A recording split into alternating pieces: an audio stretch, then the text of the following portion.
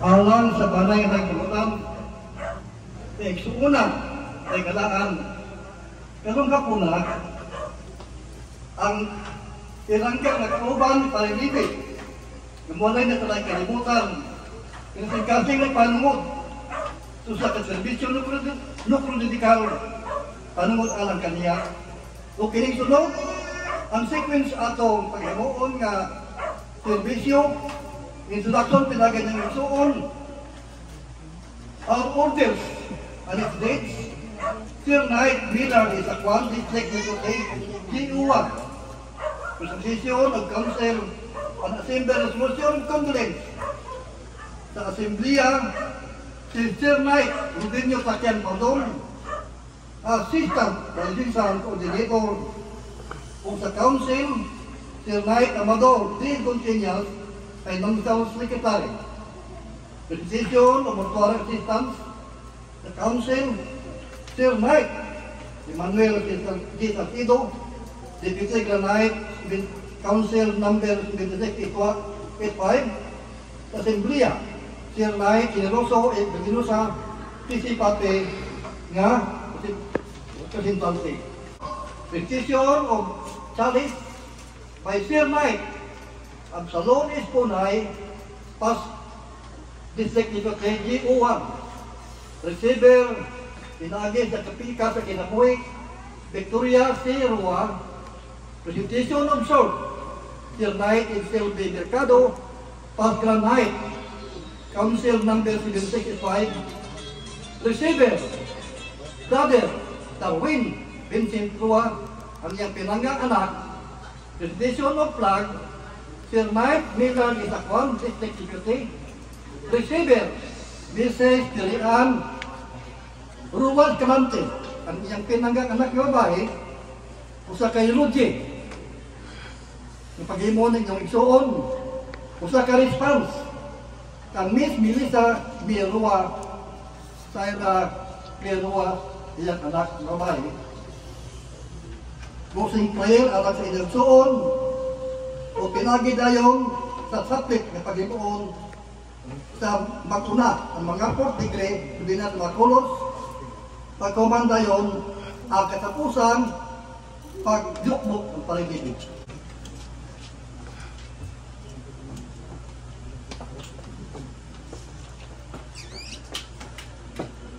Our order and its death.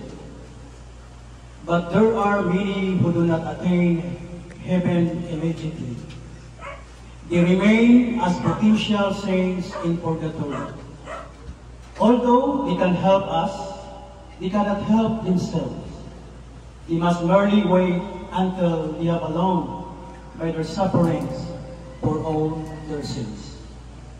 And yet they are not helpless, for we, by our prayers, can be the means of their speedy release from their place of torment. Nor shall they forget us who have been their friends in need, when they are numbered among the saints in heaven. Imagine the gratitude they will feel for us who have aided them in attaining the great happiness they now enjoy.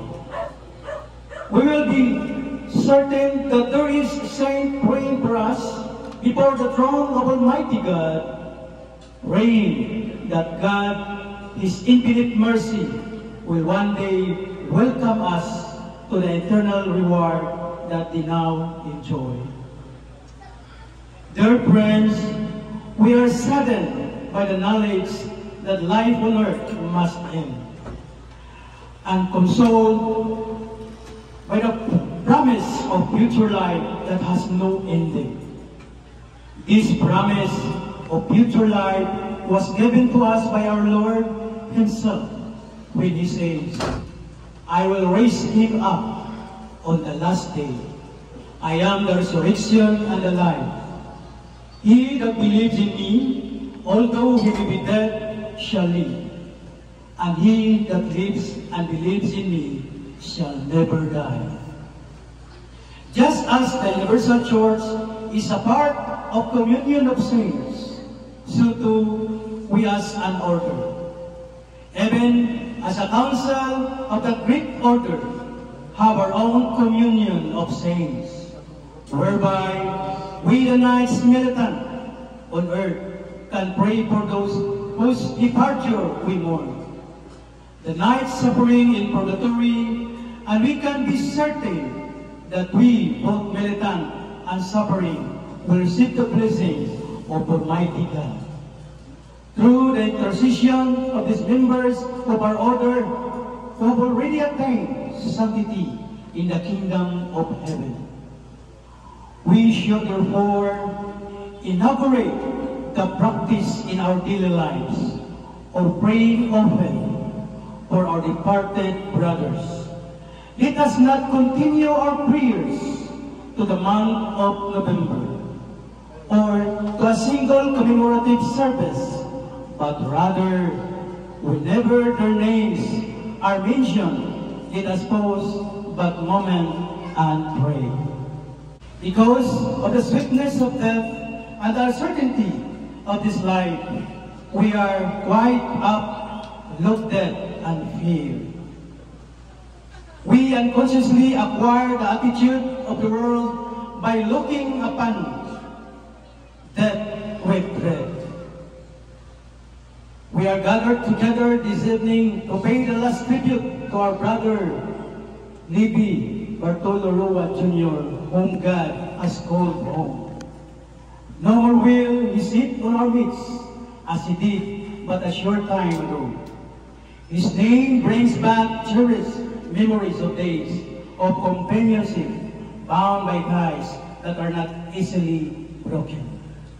For he was our brother.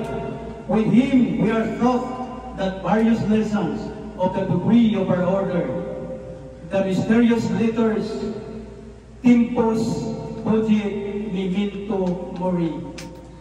In English, time flies, remember that. Kung sa atong pinulungan, ang panahon lumalabay, hinumdumi ang kamatayan. But we realize fully well that there is much more to death than this. Death is not the end of life. Death is but the beginning.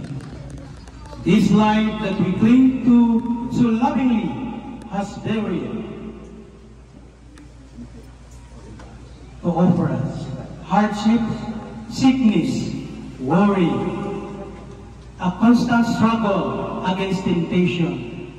This is our lot. But death offers us a release from this hardship. It does more than that. It opens for us the door to a new life where joy and happiness is the reward of everyone attaining salvation. This was why we were born. This is why we must now endure the hardships of this life, so that we may be worthy to enjoy the rewards in the next. Now, fittingly is this sentiment expressed by an English press, a convert of his deathbed. When asked if he heard his approaching death, he replied in words such as this: "Of course not. Why should I? I have been waiting all my life for this moment." This should be the sentiment of every Christian. There should be no uncertainty in anyone's minds concerning the salvation of their soul. We are the ones to determine our eternal destiny if we follow the commandments of God as taught by church and advocated by our order. If we, by the two great commandments, the love of God and the love of neighbors, a vital and activating force in our daily lives, we have every reason to believe that one day we too shall join our brothers who have gone before us in the kingdom of heaven. Knights of Columbus, resolution of condolence from Monsignor Alejandro Mejia Assembly, number 3747, in memory of Sir Knight Levi Bartolo Rua Jr., whereas it has placed Almighty God in His infinite wisdom to call from our midst our beloved brother who departed from his life on February 21, 2024, and whereas by his death, our assembly has sustained the loss of an exemplary, Catholic, and worthy knight. Therefore be it resolved that while we bow in submission to the will of our Heavenly Father, we mourn the loss of our brother who has been taken from us. And be it further resolved that this testimonial of condolence be offered to the family of our departed brother knight as an expression of our heartfelt sympathy. Signed, Faithful Navigator Sir Knight Maynard Tapuan, past Faithful Navigator Sir Knight Robinho T. Baldon, and past Faithful Navigator Sir Knight Absalom S. Puna. Knights of Columbus Resolution of Condolence. As Armed Council number 7685, in memory of Brother Levi Bartolo Jr., whereas it has pleased Almighty God in His infinite wisdom to call from our midst our beloved brother who departed this life on February 21, 2024, and whereas by his death, our council has sustained the loss of an exemplary Catholic gentleman and worthy knight of Columbus. Therefore, be it resolved that our departed brother be remembered daily in a special mass offered for the repose of the souls of all deceased brother knights at St. Mary's Church, the birthplace of our order in New Haven, Connecticut. Be therefore further resolved that while we bow in submission to the will of our Heavenly Father, we mourn the loss of our brother who has been taken from us, and be further resolved that this testimonial of condolence, duly signed and sealed, be offered to the family of our departed brother knight as an expression of our heartfelt sympathy. Grand Knight Brother Dario de Gimol, past Grand Knight Brother Gilles Sayas, and past Grand Knight Brother Arporter Racorso.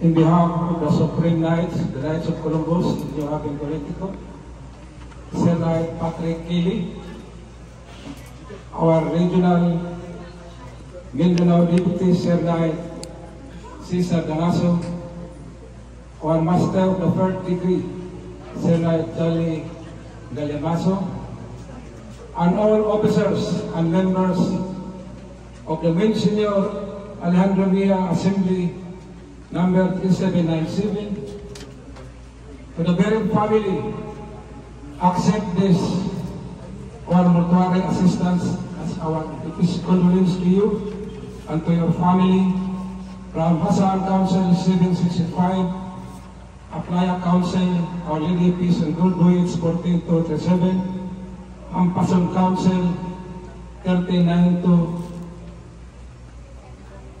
our deepest condolence to the family of the late Sir Knight Levi Roa Jr.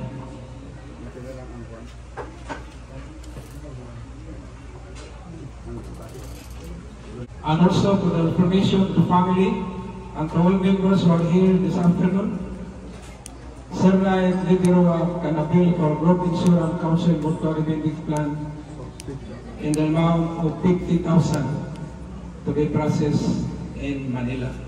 Thank you.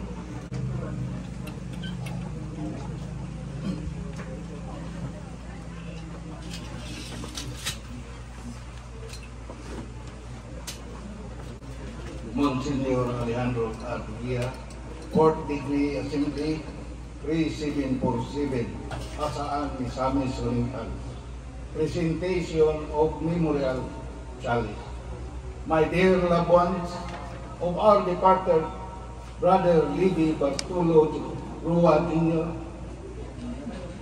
ladies and gentlemen, in the days of our forefathers, when knighthood was the strong pillar of church and state, if a knight was already lying in a steep covered with flowers, this kind gratitude for the knight, valors in combat, in peace, always posthumously confer on him the highest honor of his kingdom, such as medals and commendations, so his life and valor would serve as an example to other knights.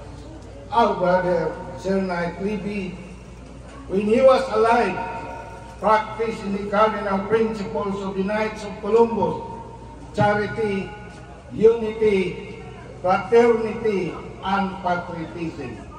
The Knights of Columbus, such honorable, distinguished service of our Lord, country, and brotherhood, and to our fellow men is also honored, not by her reward, with something spiritually worthy of his service and love for the Lord. To perpetuate of the memory of the good example of his life on earth as Christ, the man, as an expression of our love for him, the Monsignor Alejandro Mejia, the 4th Degree Assembly Hasaan Council, Knights of Columbus in Hasaan, is presenting a golden chalice of his beloved wife and family of the presence of his relatives and friends, and the base of golden chalice and engraved the name of our departed brother. In order the objectives of this offering may be realized, was request the family of our fallen brothers not to keep the golden chalice in their home, but rather donate chalice to a poor missionary priest or to a newly ordained priest. Then every time the golden chalice is used in the celebration of the Mass, he will remember in the prayers for the repose of his soul. On behalf of the officers and members of the Alejandro Monsignor Mejia Assembly, it is my honor as people to present to you, Sister Victoria, and to your children, this golden chalice as a symbol of our love and Eastern for our departed brother, Libby Bartolo Jr.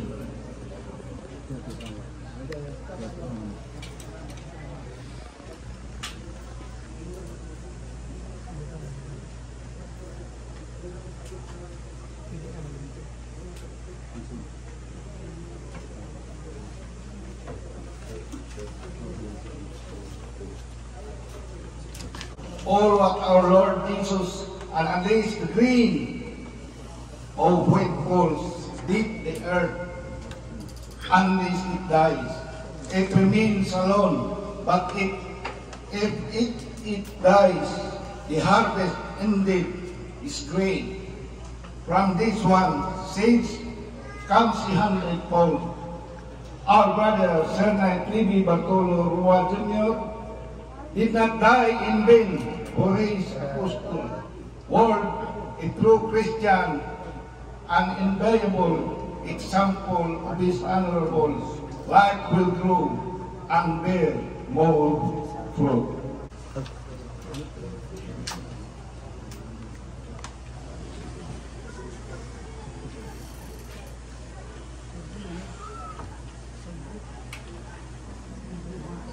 Brother Sir Darwin Casinio, permit me to borrow the cold lips of your departed father, so that by means of my own lips, I can impart to you the last wish of your father before he died. He said, "Wing, my son, you are now big and strong man. On your shoulder now rests the protection of your mother and your sisters. You are to carry the good example for which I have dedicated my whole life for all of you. Wing, my son, as member of the 4th degree of the Knights of Columbus, I was honored by a order with a sword. I am now bequeathing this sword to you. See to it that this sword remains literally and untarnished, for this is the symbol of my life in the service of our Lord and the love for our country and fellow men."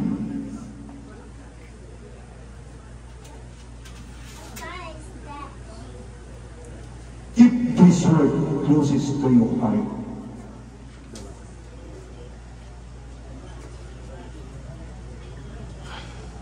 Brother Sir Darwin Casinero, I do hope that you will promise us that you will follow the last will of your departed father. May God bless you, your mother, your sisters, and whole members of the family.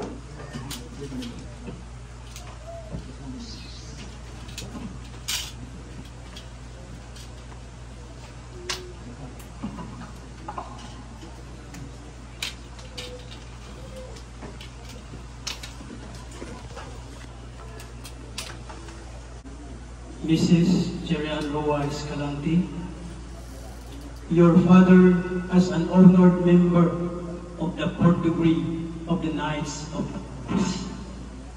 As a citizen, he has pledged to obey and support the Constitution of the Philippines, to enlighten himself of his civic duties, and to conscientiously perform them entirely in the interest of our country, regardless of any personal consequences to him.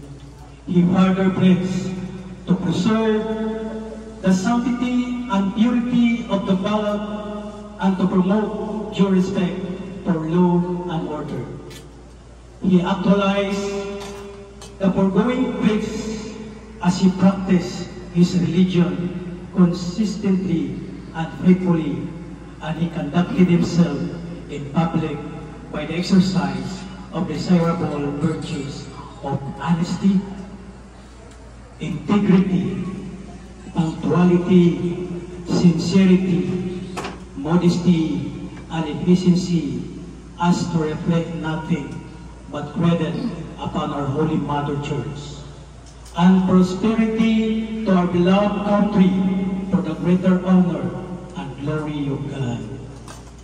By this flag, we leave the relative precepts to you as your Father would have wanted it for you to oversee, that His commitment to His church and country are observed and lived by in your family in His memory.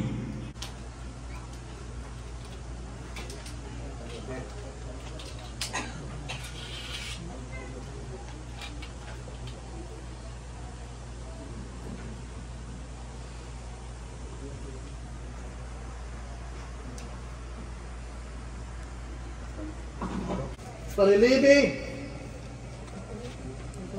sa imong pagpanaw ni ibabaw sa kalibutan. Subo kami tanan, labi na kanako. Di pagkamimbro ko sa Kisik, Knights of Columbus, sa tuig 2011, nag-una ka kanako. Ang imong kaniyago ako, di magkalayo. Mapagsanon, may nayon. Ibalo, mo adjust ako gulingon, alang tigil-unang.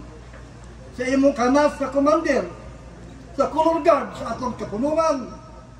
Mapagplanon kayo, kaming tanan ubang kanila sa atong color guard,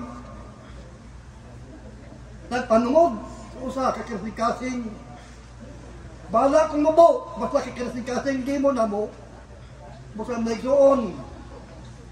Parang lady, sa pag-abot mo sulod sa simbahan, nakita sa ikaw, just killing ubang kamarin, diki, kada misa. Nakita ko, dili ka kini. Sama sa badlungong sa katilingban, puno kang ihimplo. O mahimo ka namong ihimplo, busa akong ingon, ang tanan butang ng ibabaw sa kalibutan, adunay pagkanaw. Matuman ang pagbuot mo dihiyuta kung sa langit, langit ng amahan, palihog, sa imong tong kamot, dawata, tigsuon na mo parilibi, yan na sa imong gagarian. Amen.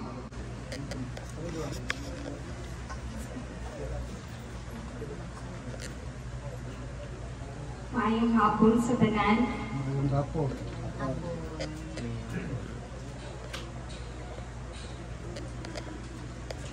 Ako si Melissa, ikatulong na bata ni Levi, ipapalagi, akong amay, si Syra, akong kamangkuran.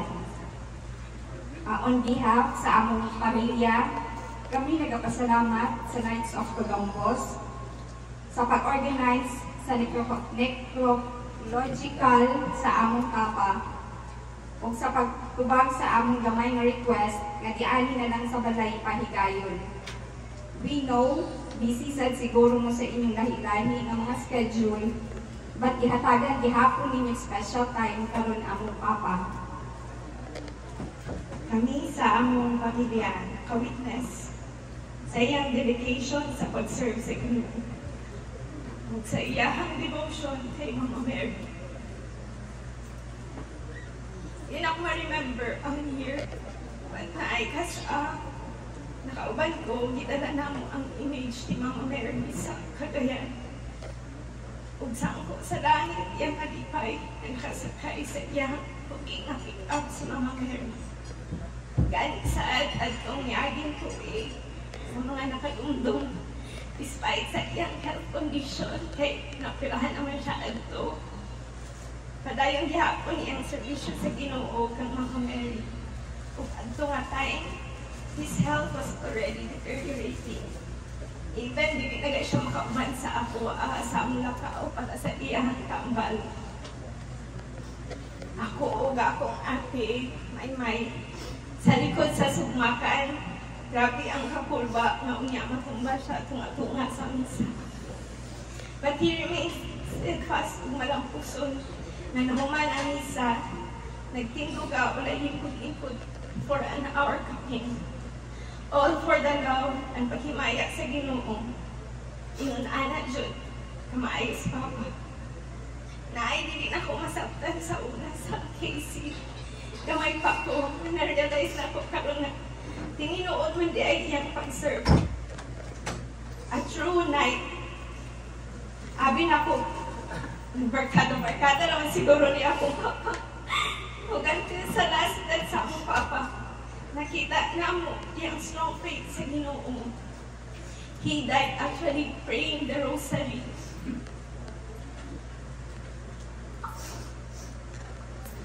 Sa mga suod ni Papa sa Knights of Columbus, dili man namo mo matagsa-tagsa ug mention, but please know that from the bottom of our hearts, we all thank you sa pag-accompany sa among Papa all those years. Ang uban sa inyo siguro dugay na kaayo niya nga kauban sa Knights of Columbus.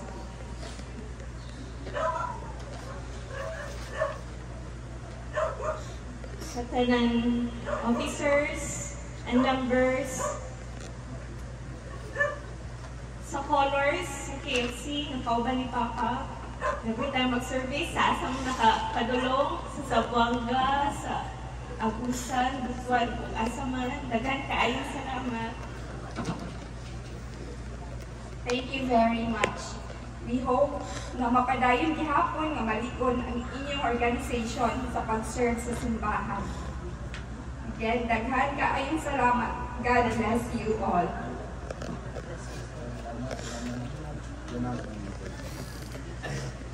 May soon, naging closing prayer sa atong pag-ampo alang pag-ibig. Ito na sa kataplik na pagpanguluhan sa atong kulugan